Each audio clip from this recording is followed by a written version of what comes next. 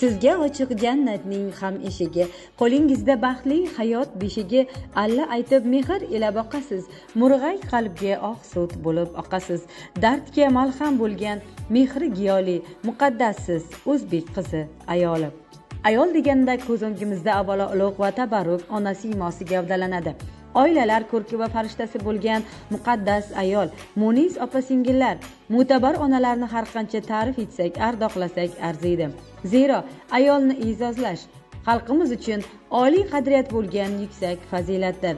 Ayollarni qancha ulug'lasak, hayotimizning chirog'i, umrimizning guli deb e'zozlasak, demakki, oilamizni, vatanimizni e'zozlagan bo'lamiz. Kuni kecha shahar hokimligi tomonidan ana shunday e'tirofga loyiq munis opa-singillarimiz va mo'tabar ayollarning bayrami 8-mart Xalqaro xotin-qizlar kuniga bag'ishlangan tadbir o'tkazildi.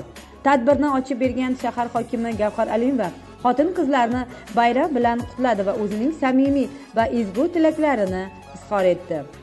Muhtaram yurtboshimiz ta'kidlaganidek, ayolni e'zozlash, ayolga ehtirom ko'rsatish xalqimizga xos oliyjanob qadriyat hisoblanadi. Biz barchamiz qanday kasb, qanday lavozimda ishlamaylik, qalbimiz, yuragimizdagi jamiki ezgu fazilatlar uchun siz mehribon ayollardan umrbod qarzdormiz.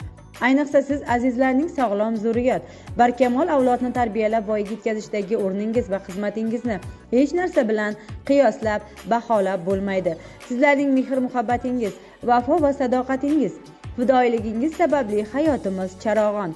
Sizlar tufayli oilalarimizda tinchlik, osoyishtalik, qut-baraka hukm surayotgani uchun barchangizga har qancha tasanno aytsak arziydi albatta degan so'zlari har bir ayolga bo'lgan cheksiz hurmat va ehtiromning yuksak namunasidir deya ta'kidladi shahar hokimi o'z so'zida.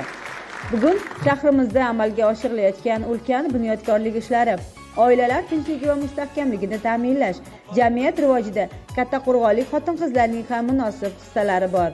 Tadbir davomida ana shunday o'zining samarali faoliyati bilan turli sohalarda mehnat qilib kelayotgan bir guruh xotin-qizlarga shahar hokimligining tashakkurnomasi va bayram sovg'alari taqdim etildi.